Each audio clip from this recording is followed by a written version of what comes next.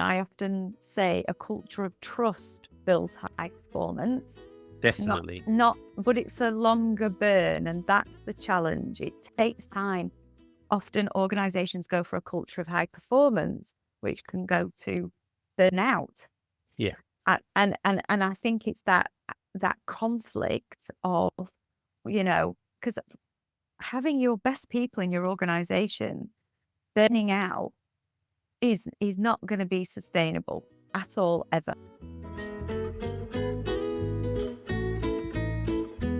Hello again, I'm Jo Espana and welcome to the latest episode of GOBO, your antidote to the usual expert chatter. Here we take a second look at the stuff that's sitting right in front of us, but somehow we never really see. It's all about taking another look and a practical perspective on the blindingly obvious. I've been buzzing about today's episode ever since my friend and colleague Jo Wright agreed to come and have a chat. I read her book, No More Shit Managers, great title, isn't it? And thought, we really have to talk about this. The question that's been in my head for ages is it even possible to get rid of rubbish managers? You know the ones I'm talking about. Let's hear what Jo has to say about this and get to the nitty-gritty of whether or not we can truly fix bad managers. Well, first of all, thank you for your book, which I've started reading, which is really terrific. So today we're going to be talking about the question, is it possible to eradicate rubbish managers? Now, I'm going to put my cards on the table straight away and say my answer to that question is most definitely yes. But it'd be really great to have a conversation with you about that and see where we go. I was just thinking, Jo, in the moments before starting to talk to you, I wonder whether we should contextualize this first of all and maybe say what makes a manager rubbish. What do you think? What was the question? What makes a manager rubbish? How long have we got? We've got as long as you want. What makes a manager rubbish? I can tell you from my perspective, from what I hear and see out there, a manager that is too into the tell, too micromanaging, possibly even a bully. We're even going on sales and narcissism now, even psychopathy I've heard recently. So there's different levels of rubbish management, but definitely somebody who lacks basic human skills. They may be great at so many other things, but lacking human skills, yet being in a position of leadership or management creates a rubbish manager. One of the things that I've noticed that generations, maybe several generations that are at work now and are being led by different generations, the expectations and requirements and the needs of each sometimes don't coincide. And I think it's particularly true of the old school type of manager who hasn't really got a handle on different styles of leadership, but also of what their team members want. Their inability to be human, to have really good trust-based relationships with their team members, that kind of thing. And they have that kind of coaching style, providing autonomy, not being on top of them all the time, micromanaging, that kind of thing. Their inability to do that puts them in the bracket of it's rubbish to come and work for you. I think it's the old school command and control, isn't it? We used to go to work decades ago and expect that. We didn't really want autonomy. We wanted to go to work, be told what to do, go home, take a wage. And actually, that has changed so much. People go to work to experience something very, very different than many, many years ago. We're not back in the days of when our parents were at work. Times have changed, and quite rightly so. I live in hope that we're going to get there. The older generations will start waking up to what the younger, fresher generations are requiring out of their employers, their leaders and managers. And if not, then we've got to wait for those to move out of the workplace over time. No, we don't want to wait. We want to help them to transform from rubbish. I don't think we're that far away, to be honest. I think the movement is happening. People are coming through now and expecting different behaviours and within their leaders and managers, and there's more and more talk about it, more evidence, more research showing how people are expecting different things from leaders and managers. But at the minute, it's hanging in the balance, to be honest. I've got more and more organisations waking up to it. So there are people already woken up to the C word, as I call it. You know, there's about 15% saying, yeah, we've got a coaching culture. But actually, a quarter will say not at all. 40% will say we're just at the start. And 20% we're on the way. So there's movement. There's movement. Let me respond to some of the points you made. I'm a bit more cynical than you. I think sometimes there is confusion Yeah. about what does creating a coaching culture actually mean. What does it look like? You know, also make assumptions about we've got one, or you know, we're moving towards it. And actually, you see this a lot in things like engagement or employee experience surveys now, but it used to be staff satisfaction surveys, you know, 30 years ago. There's a mismatch between how managers and leaders see their world and how their team members see their world. And so I think you're right that since the late 70s, early 80s onwards, there's been a movement to create these positive environments. There's another thing you said, which I have a conflict in my head about, which is my parents going to work, and you just went to work and took your salary, did as you were told, you know, kept your head down, and that was okay. That generation didn't want as much autonomy or freedom as perhaps younger generations express now. I think part of it is true. At a fundamental level, it's not true as well. I think there's an element that was operating, and maybe operates a little bit still today, but much less so.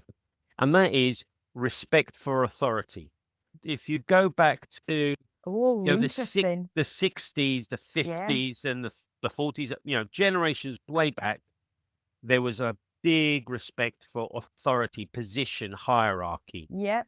I think what the agree. 60s did, just in society generally, was a movement of younger generations of the 60s, the baby boomers of the 60s, started, and you see this in society generally, to not be so deferential to position and authority. And that slowly grew. And I think you started to see it now. If it's probably an overgeneralization, this is why I have a conflict in my mind, but it may be an overgeneralization to say younger generations really don't care what your title is. They care more about how you treat them and what you're like as a person, that kind of thing. I think this thing about what we need and we want from a work situation has just become expressed more over the years. But I wouldn't say is necessarily wanted less, you know, 30, 40, 50, 100 years ago. It just wasn't expressed as much, and there was a lot of acceptance of hierarchy. You know, you're the boss, I better shut up and do as you say, kind of thing. Well, I've not actually thought about that. But because I hear so much about different generations and people's perceptions, and I don't think I've spent enough time studying that area. All I know is from the conversations I have with people, and a lot of them are within a coaching culture community. So I get to speak to lots of people. There's lots of research I can do. Fundamentally, what you're describing is respect for your elders or authority or whatever. I've not looked into that. And I don't know whether I'd end up down some sort of rabbit hole if I actually started unearthing that right now. There's some really interesting research around that. And it's a little bit contradictory because on the one Right. hand, we've got a bit of anecdotal evidence that says this is in a work context, okay? Right. So the expectations of different generations are different. But I think they're marginally different because if you were to dig underneath the surface, at a fundamental human level, people want to feel appreciated. Yep. They want to feel that I'm good at something and I'm probably going to get better at it. Yep. They want to feel that I've got at least some control of what I'm doing, that, you know, don't have somebody breathing down my neck all the time. So autonomy in that sense. Because unless you're a truly independent contributor, I think the evidence says people want to feel connected to something or relate to something. this notion of being part of a team, something that you feel Absolutely. connected to. As well as a higher purpose. And purpose, I think that's definitely the silver thread through it all. The research around this says, in terms of how those things show up over the generations, it probably looks different, and how well it's expressed and how in your face it might be. But at a fundamental level, I mean, I think back, if I were to talk, if my dad's no longer alive, but if I were to talk to him, I'm pretty certain he would be saying similar-ish sort of things that he wanted in his role. I can remember that he would, it was a time where economically you were able to do this, but he would leave a job in a heartbeat if he couldn't stand the bloke that he was working with. And luckily, up until about, say, the 70s, it was at a time where there was a lot of job opportunities, and you could do that. And I think that a lot of decisions we've heard about quiet leaving, or is that the right phrase? Quiet quitting. Quiet quitting. That's Quiet it. loud leaving and quiet quitting. You've blurred two concepts together. So I think that that's all sort of come to the fore in our consciousness. But a lot of people, obviously, they've got to be realistic. I reckon there's quite a lot of putting up with rubbish managers because I can't leave, or it's not easy for me to leave, or economically I can't do it. Yeah. But that doesn't mean to say that I'm happy about it. I'm happy about my manager being rubbish. It's interesting because, I experienced personally the opposite. My dad back in the day, as it were, my dad's just about to hit 77. But he worked for the same organisation, I think, for 37 years. And he was in a union meeting once a month. I remember he used to tottle off on a Sunday morning, and he was going to this, and I used to think, cool, what is it? This sounds really cool. What is this union meeting? It sounds really good fun. Going in and talking to all your colleagues. That doesn't happen now. We're much less unionised. And so I do think times have changed, and the need to embrace the new world. And the pandemic, it was already happening before the pandemic. The pandemic accelerated it. Absolutely. And it's created this great power shift, as we know, from employer to employee. So we have to acknowledge what that looks like. I do think there's a level of it shifting back right now. I think people are feeling fearful.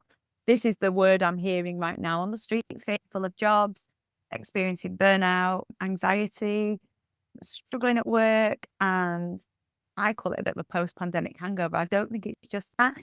I'm hearing that it's the world around us. People go to work feeling anxious because they've been absorbed in the news. They've got family or friends or relatives out in the world where they could be in a war zone. And the NHS is crumbling around us. People are just feeling the weight of the world on their shoulders. Actually need to focus. I've just been writing an article about coaching becoming a core competence for the people, team leaders and managers. And it's been quite cathartic for me to get it out my fingertips and out my brain as to why absolutely this is essential for now and beyond.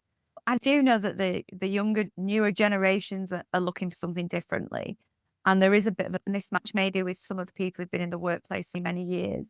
The sooner we all start to recognise it and make that progress, the better. And have the safety. If you do think that somebody's being a shit manager, actually having the bravery to discuss it openly and honestly, and being in a psychologically safe environment. It's down to all of us to make the change. It's not just, we have to look at the leadership team and say, you need to make the change. It's for all of us to start doing things differently. You've picked two things that resonated with me. I'm going to start with the positive. I 100% agree that behaving in a coaching way absolutely has to be a core competence of managers and leaders. And I think this notion of behaving in a coaching style and having the behavioral skills of coaching, questioning, listening, just allowing people to find their own solutions, absolutely has to be a core competence in leadership. As you go further in your leadership career, the next competence, which is slightly different but overlaps, is the ability to mentor and bring up, the next generation, equipping them before wherever that next role might be. Now I'm going to flip the coin for a second, because Was that the What? positive? That was the positive. That was the positive. Yeah, I think I got the positive. we definitely have to make that. There's loads and loads of leadership competency frameworks and everything else, and loads of words. But I think it's got to be in there somewhere, and we should make it a necessary area of getting that next leadership position. With my clients, I very often talk to them about how very often in the armed forces, what happens is you get trained first and then you get the promotion, or you get exposure to what's required at the next level of rank. Yeah. And then you get promoted, not as we do in business. You're a brilliant salesman. Now you're a regional director for 50,000 salespeople. And then you just behave like you used to. It's a different context. But I want to flip the coin for a second and be a little bit fair to rubbish managers. There you go. Because I think I can't agree with you more about the effect and the ongoing effect of accelerating things that the pandemic has had. In that context, all the managers and leaders I meet, they are super maxed out.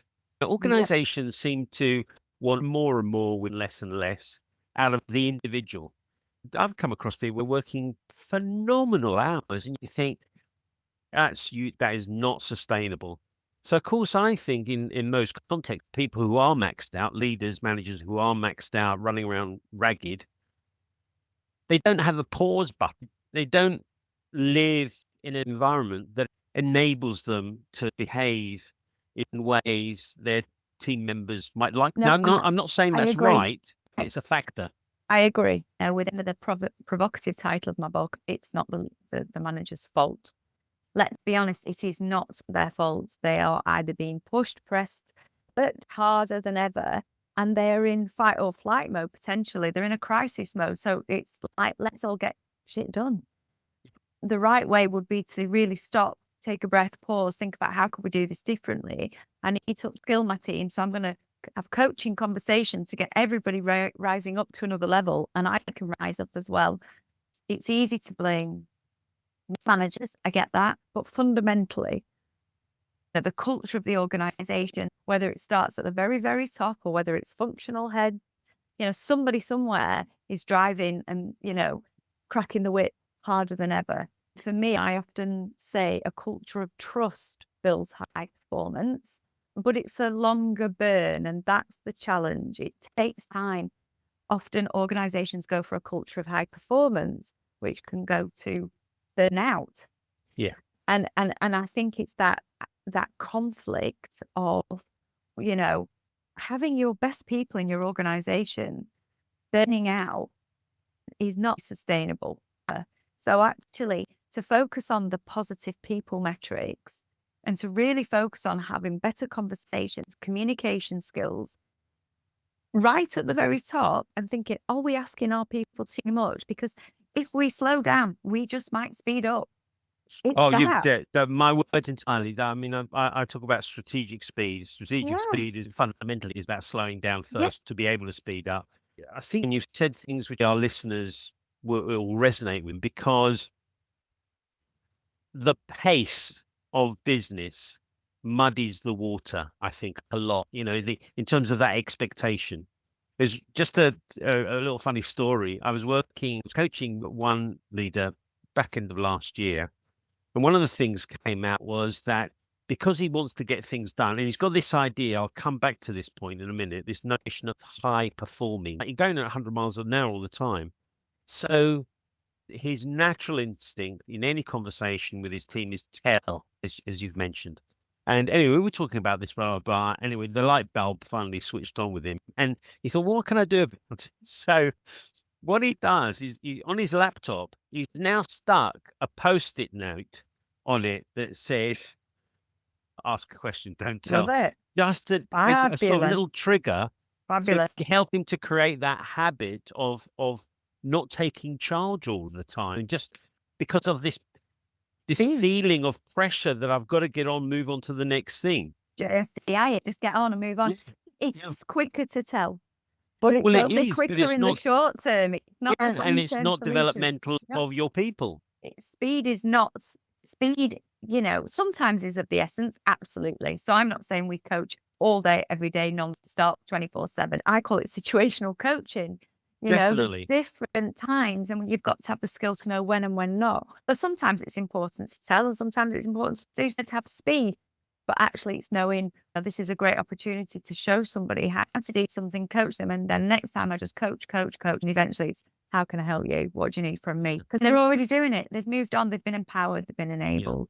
I want to pick up on the point of this notion of high performance, Yeah. how psychological safety might come into Yeah. play. Because I do think, because you've said it and I agree with it, that it's a factor. It's one of the sort of ingredients, if you like, of the potential for creating rubbish managers. Yeah. And where my angle of attack on this idea is, I'm not 100% convinced that when companies, organizations say we want to build a culture of high performance, that they've actually thought about that deeply enough. So they go, high performance means quicker, faster, get stuff done, which in terms of effectiveness, probably, but the pause button has to be in there somewhere as well, because high performance, in other words, that end result that we are all performing to a higher level is because we've got the basics right. So Yeah. people are able to give their opinion. They are listened to. I can voluntarily say, oops, I made a mistake and I've just cost the company, £1 million or whatever it is.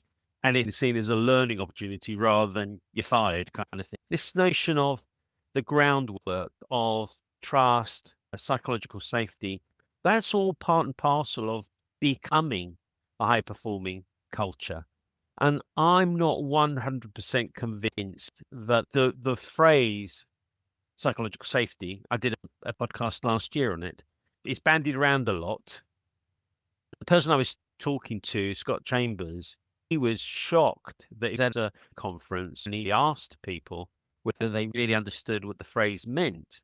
And how many people in the audience said, we're not 100% certain we know what that means. And I think that's true. I was shocked to hear that that's true for the idea of high performance as well, high performing culture. So high performance is subjective, isn't it? It depends Totally. what that organization defines as high performance. Surely there has got to be some level of people metrics or Totally. commercial or community objectives, whatever their measures of success are, people are going to unlock all of this, no matter what. Until we're taken over by robots, but we have to be human to adapt to our people skills, our human skills.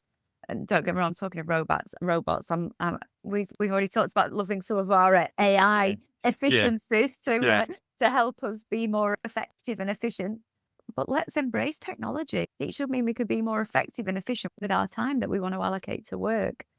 I do think you picked up on a point before about work expecting more and more of people working a silly number of hours, and digital and social media, I think, really exacerbates that. I literally get, and I'm guilty of often responding, getting messages on LinkedIn at 6 o'clock, 7 o'clock, 8 o'clock. They deserve and need a reply. I haven't planned the time in to reply. I don't. Because they've now seen that I've read the message, I need to squeeze in replying. I was replying to somebody this morning at 6 o'clock before I started, just so I could get it off my plate because I'd already allocated. And that is personal boundaries gone, well, invisible, isn't it? Well, I know I'm guilty of doing that. And that's part of my people-pleasing gene, which I'm very well aware of and trying to manage. But also, other people doing it. If that had been somebody's boss doing that. And exactly. I think that is another indicator of rubbish managers, where because they're still at it at 7 o'clock at night, it's okay to send a team member an email where they want the answer this evening, which means that after I've put the kids to bed or whatever we've done with the family, I'm still at it at 9 trying to answer the boss's question.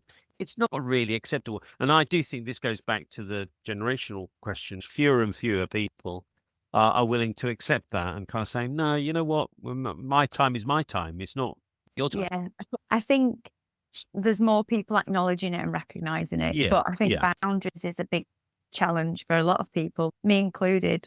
You know, I've given hours and hours away of just talking to people to help them out. And actually, it's taking me away from focusing on my self-care. You Yeah, know, exactly. Yeah. I put the time in from certain hours of the day, say it's 3 o'clock till 5 o'clock, right? That's allocated to coffee conversations. And that could be time that I could be doing something else. I could be doing something to progress I would imagine other people are doing similar things. That, you know, it's about boundaries, self-care as well. More and more people are getting used to saying, no, that's not acceptable. But again, Yeah. for me, mine's my own self and I'm aware of it. But also in an organization, if that was a leader or manager requesting your time, then that's a different thing, isn't it? This is the problem. You get these kind of rubbish cultures Yeah. hierarchically in the organization. So you're maybe a first line manager and maybe you're not as non-rubbish as Yeah. you'd like to be.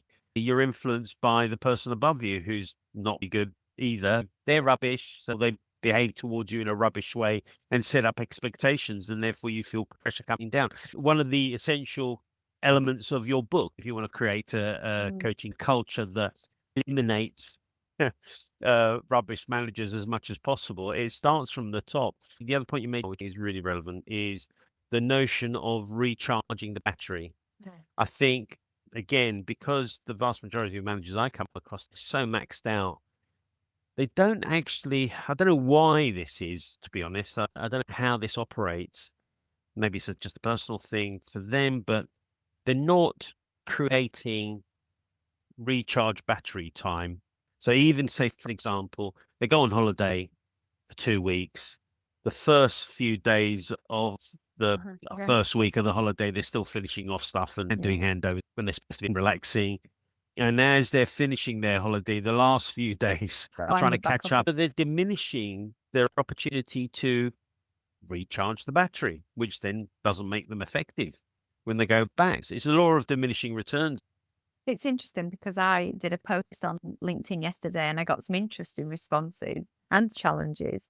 I was recommending meditation. If the media is telling us everybody's frazzled and there's a mental health crisis, you know, why aren't we making mental health meditation when it's proven to have so many positive benefits?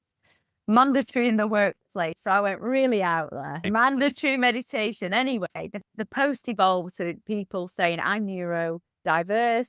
My brain goes sparking, 100 miles an hour. I really struggle to meditate. And I was like, right, okay, that's a real fair challenge. Tell me what would work then. So it was like exercise, daily exercise. People talk about cold water, all sorts of different strategies, which I absolutely love. So I use the word mandatory was challenged as well. I'm quite right. But I do like to make some little provocative points now and again. But for me, it was, hence the title of the book. But for me, it was more actually what gets measured gets done in organizations. And if there was some mandatory wellbeing time, call it what we like, but for some that could be meditation who've never tried it before, and 5 minutes a day. Some it could be movement. You have to go out at lunchtime for a break or whenever. It doesn't matter when it is. You have to take X amount of time walking out in the fresh air or doing something. And I'm not saying tick the box with a yoga class or a bowl of fruit. I'm talking this is getting the organization into daily habits. And a director of people and culture jumped on the post. They said he does some fabulous things each week. And it was meditation every day, exercise 5 times a week, other there as well. And I was like, wow, that is phenomenal. And I said, and this sounds great. And are you recommending it in the organization? He was like, absolutely. So he's totally role modeling this in meditation, exercise, all these great things to get into positive organizational habits. I just thought, wow, that's brilliant. That is role modeling stuff. It was that kind of thing. We can be doing things and it isn't about ticking the box. Really, I'd love to say enforcing because people do things if they're told that they have to do that. People do certain online modules or e-learning that they don't want to do because it's mandatory. But if it becomes optional, they won't. It's like, well, actually, let's make some great positive things mandatory then. Great. It's a great point. I hadn't thought about the sort of mandating looking after yourself. You're Why in an not? organizational. Well, yeah, why not? But I do think you've picked a word there in your comments, which I think is a real starting point. The reason why I've picked this word is because it's reminded me of a quote in your book. And the quote is from Go Rob for it. Kaufman: convince people and you win their minds, inspire people and you win their hearts. And the word you used, which I think is absolutely pertinent to this, is role modeling. So Yeah. I think that's a key factor in not being a rubbish manager. If you want to create an environment of open communication, the manager or the team leader has to demonstrate what that looks like. As a rubbish manager might say to the team, well, I want there to be, for us to all trust one another and be able to say whatever we like. And then they're surprised when everybody clams up. So the way to handle that is they go first. They role model being open, being vulnerable. I made a mistake. We know that when leaders and managers are open, they build trust. When they're more vulnerable, when they admit to mistakes, trust is eroding in society in general, whether it's in world leaders, trust is eroding. So people are becoming more cynical. There is nothing stopping people from holding their hands up and being vulnerable and human and showing, I call it confident humility. So you can be confident and humble at the same time. Totally. Level 5 leadership from good to great. It's confidence and humility at an equal measure. Let me just sort of drive the bus slightly in a slightly different direction or change the pace of this. If I reflect on our conversation so far, we seem to be saying, here are some of the characteristics of rubbish managers. And if you and I are down the pub talking about this, about the possibility of eradicating rubbish managers in organizations, our answer would be, we truly believe that we can eradicate them. But I'm now going to throw a challenge down for you, Jo. In the last few moments that we got, let's give people some hope. How do we go about, at least initial first steps? What's our recommendations for eradicating rubbish managers? Go for it, Jo. Well, I fundamentally believe that what you're describing is building a coaching culture. And the way we either go straight into, we want to build a coaching culture and we start small and go everywhere. And that's building coaching capability throughout, giving everybody the opportunity to have coaching conversations, whether that is through them having the capability, whether they've got access to levels of tools to support them to have coaching conversations, but everybody to have the opportunity to either raise their own self-awareness about what's driving them on a daily basis. So what's driving their behaviours every day that's driving their performance? So how are they reacting? Why are they reacting? So give everybody that opportunity to do that. Once people start raising the self-awareness, start realizing the impact they have on others, and that can be through feedback, all these things, people start going, oh, hello, I might need to change a few things here. Or I might need to be even better at that. But there's so many things. And I think that if people read my book, they'll get the steps to a coaching culture. 7 steps. The 7 steps. And it's also in there. You don't have to start at step 1 and just trot through 2, 3, 4. Actually, you can start at step 4 and go back. There's coaching capabilities, assessing coaching needs, building a culture of feedback, all of these things, winning hearts and minds, it's all in there. So first step, go and buy my book. It's got all the magic answers in there. It's been called A Love Letter to Humanity, despite its provocative title. But fundamentally, open our hearts and minds to knowing that there can be a different way. Any sort of behavioral change has to start with some level of personal awareness, raising personal awareness before you can then take the next step. So one of my favorite sayings is, for any enterprise, irrespective of sector, they do, what customers they have, etc., any enterprise ends up being a human enterprise. So creating that human to human relationship is going to be part of it. And then I'm reminded of John Adair when he looked at when he looked at leadership, he said there's these three areas of energy or activity that a leader Yeah. might focus on. So the task, the team, and the individual. In leadership development programs, particularly senior, it's almost like a lesson we have to keep learning all the time. And I say, so there's these three areas, but if you look at that notion of the three areas of activity, 2/3 of your time is to do with people. Wouldn't it be great if we operated that way a little bit more? I think one of the quotes that I absolutely love, and I quote it, it's in the book as well, from one of my favorite authors, Casper Craven. He's got a book called Be More Human. And one of his quotes is, put people first and the results will follow. The You know, tasks will get done. I started my professional career in 82. This shows you how old I am. In an airline. And in 83, we launched a program called Putting People First. It was really interesting because the slogan was easy to say, but when you started scratching underneath the surface, it was really hard to do. Yeah. Throughout the organization, it was massive Yeah. company. This is, I think, what your book and your philosophy, everything is absolutely at the heart of that, putting people first. So, Jo, we could talk for the rest of this evening, probably tomorrow and 5 weeks later, but our time is up. So I'm going to say a really massive thank you, provoking my thinking and getting me excited about this subject yet again. So thanks so much for joining me. Thank you, Joe. I really enjoyed it. You've made me smile a big smile. Well, another episode of GOBO done. Thanks for tuning in. If this episode made you think about the interesting managers you've worked with, hit subscribe so you can hear more on other subjects. Got a rubbish manager story? Share it in the comments. We've all had one. And if you know someone stuck under one of these characters, pass this episode along. Maybe together we'll crack the code on fixing bad managers. Until next time, bye for now.